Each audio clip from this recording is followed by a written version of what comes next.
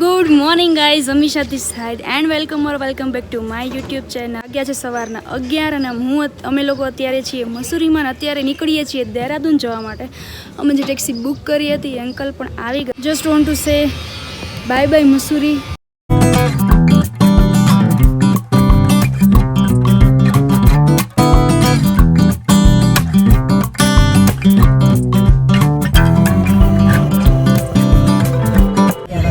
YouTuber था मेरे दोस्त पर यूट्यूबर है वो लेके जाता है ये कितना रह के आया पूरा पानी तालाब जमा हुआ so guys little break time, soda time અને આગળ હજી ચા ટી ટાઈમ પણ આવશે. ચિકનજી મેં સોડા નાખીને સોડામાં આટલું પીઝા ના સોડામાં ચિકનજી નાખી મને જ ભાવતી. અમે લોકો કાલે જ્યારે મસૂરી આવ્યા ને ત્યારે જે વ્યૂ હતો ને ખીણનો અહીંયાનો એ આખો ગ્રીનરી વાળો હતો. આજે જ્યારે ઉતરીએ છીએ ને ત્યારે આખી ખીણમાં છે ને ધુમ્મસ જ દેખાય છે. કાલે ગ્રીનરી હતી મસ્ત.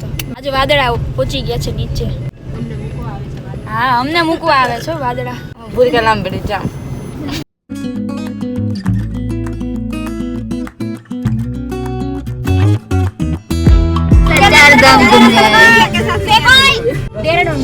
દેહરાદૂન લાઇબ્રેરી ચોક 4 ચોક ત્યાં આગળ મસ્ત વાતો કરે છે એના અનુભવ જણાવે છે. હું ને ટીકો અત્યારે પાછળ બેઠા છે પણ અમારે વાતો સાંભળવાની ઈચ્છા છે પણ હવે આગળ સાંભળી નથી શકતા. ભાઈ એક તો બોલે છે ધીમે સ્પીકર લગાવી દે ભાઈ મોઢા આગળ સ્પીકર લગાવી. It is roller coaster ride guys. જો તો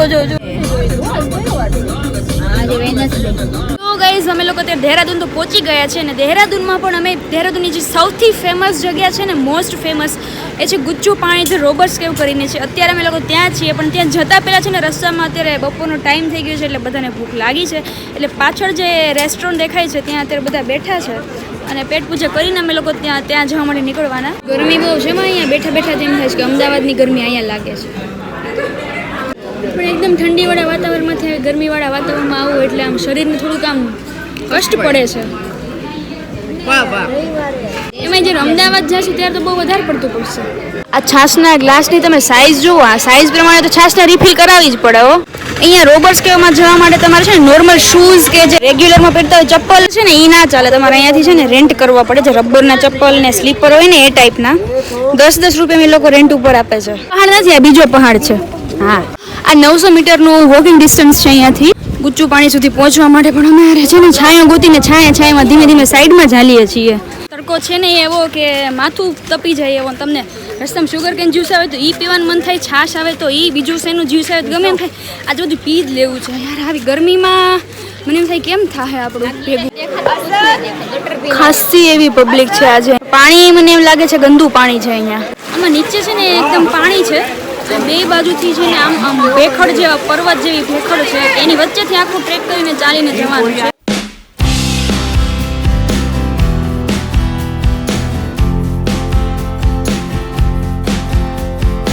આ શ્વાસ બહુ સાંકડી પડતી છે. અરે મજા આવે છે.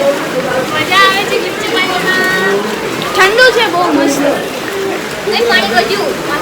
ધીમે પાણીનું ઉપર આવતું જાય છે લેવલે. એક નાનો અમથો એવો સીન થઈ ગયો અંદર જ્યારે અમે લોકો કેવની અંદર જતા હતા ને. સાઈડમાં એક નાનું અમથું સાપનું બચ્ચું હતું તો પબ્લિક એને જોઈ ગઈ ને એટલે અડધી પબ્લિક છે ને એને જોઈને બહાર આવી ગઈ. અમારી પબ્લિક તો બહાર નહીં, સીધી ભાગવા જ માંડી. અમે છેક સુધી પહોંચવા આવ્યા હતા જોઈને સીધા ભાગવા જ માંડ્યા. આગળ એક નાનો અમથો વોટરફોલ હતો પણ ત્યાં એકચ્યુઅલમાં સાપ નાનો હતો પણ એ બીજી અડધી પબ્લિક એવું કહે છે કે ત્યાં એક મોટો સાપ બી હતો. એટલે નાનો સાપ છે એટલે મોટો સાપ હોવાનો. ગરમી બહુ છે એટલે અહીંયા રસ્તામાં બધા આઈસ્ક્રીમ ને જ્યુસ ને એવું જોઈ ગયા ને એટલે બધા આઈસ્ક્રીમ ખાધું મસ્ત. અને હવે અમે લોકો જઈએ છીએ અહીંયાથી ટપકેશ્વર મહાદેવનું મંદિર. એ મંદિર એ ટાઈપનું છે કે ગુફાઓની અંદર આખું એ ભગવાનનું મહાદેવનું મંદિર છે અને ગુફામાં ઉપરથી ધીમે નાના ટીપા છે પાણીના પડા રાખે છે. ડેરાડૂને તો અમારી દાંડી ડૂલ કરી દીધી તડકાના લીધે. બહુ તડકો છે ભાઈ કે ફરવાનું જ મન ન થાય આવા તડકામાં.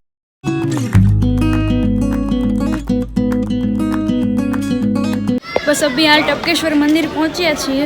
મંદિરમાં અંદરની સાઈડ છે ને ફોટોગ્રાફી અલાઉડ નહોતી સો આઈ કુડન્ટ શૂટ. ભગવાનના દર્શન કરીને બહાર નીકળ્યા ને થોડીક વાર અહીંયા બેસવાનું છે. બહારની સાઈડ છે ને પાણીનો કુંડ ભરેલો છે. મંદિર અંદર છે ને બહુ ઠંડુ હતું. ઉપરથી અમુક જગ્યાએથી છે ને મસ્ત નાના ટીપા પડતા હતા પાણી.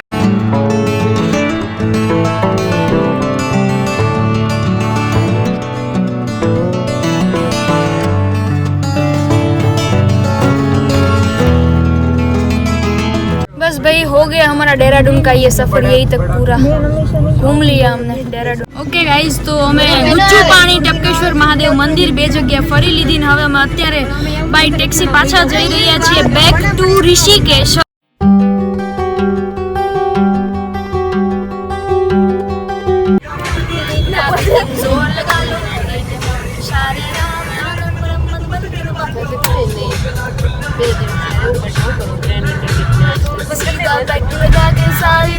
ઇવનિંગ ગાઈસ, અત્યારે વાગ્યા છે સાંજના 8 અને અમે લોકો મસૂરીથી નીકળ્યા હતા ઋષિકેશ આવવા માટે, એટલે સાંજના 6:30 અમે લોકો ઋષિકેશ પહોંચી ગયા હતા, હોટેલમાં ચેક ઇન કર્યું, ફ્રેશ થયા અને અમે લોકો અત્યારે જવા માટે નીકળ્યા છીએ જમવા માટે 8 વાગે। બસ બહાર ચાલતા ચાલતા જશું અને ગોતીશું કોઈ સારી પ્લેસ આસપાસમાં હશે ને તો। પણ અત્યારે બહુ પવન ઉપડ્યો છે અહીંયા, એમ લાગે છે કે વાવાઝોડાનો પવન છે ને વરસાદ આવશે ને એમ કંઈ રહેવાતું નથી ને એ ટાઈપ, આંખો તો ખુલતી જ નથી મારી, એમાં એટલો પવન છે। અને એમાં બી આજે મને અત્યારે સાંજના જે માથું ચડ્યું છે ને બહુ માથું દુખે છે।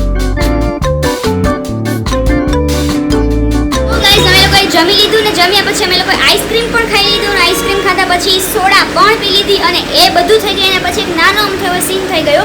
અમે લોકો બહાર છે ને રોડ ઉપર ઊભા હતા ને, ભાઈ સામેની રોડની સામેની સાઈડ બહુ મોટો છે ને અવાજ એવો એકદમ ફટાકડો ફૂટ્યો ને બહુ મોટો, કેમ કે સામેની સાઈડ છે ને એક ઇલેક્ટ્રિક વાયર છે ને બળી ગયો હતો, તો એના લીધે આસપાસનો જે બી એરિયા છે ને એમાં ઇલેક્ટ્રિસિટીમાં થોડી ઘણો ઇશ્યુ આવે છે। તો અમારી હોટેલમાં છે ને એવું થાય છે કે થોડી થોડી વારે લાઇટ જતી રહી છે, થોડી વારે આવે છે, થોડી વારે જતી રહી છે, થોડી વારે આવે છે। અને બાય ધ વે હું છે ને અત્યારે અમારી હોટેલની ગેલેરીમાં ઊભી છું, એટલે અને ગેલેરીનો વ્યૂ છે ને એકદમ રોડ સાઈડ છે, એટલે એના લીધે તમને આજે અવાજ આવે છે વ્હીકલ્સમાં થોડો ઘણો અવાજ આવતો હશે। હવે અત્યારે હું સુઈ જ જાઉં છું, તમને કાલે મળીશ, બાય।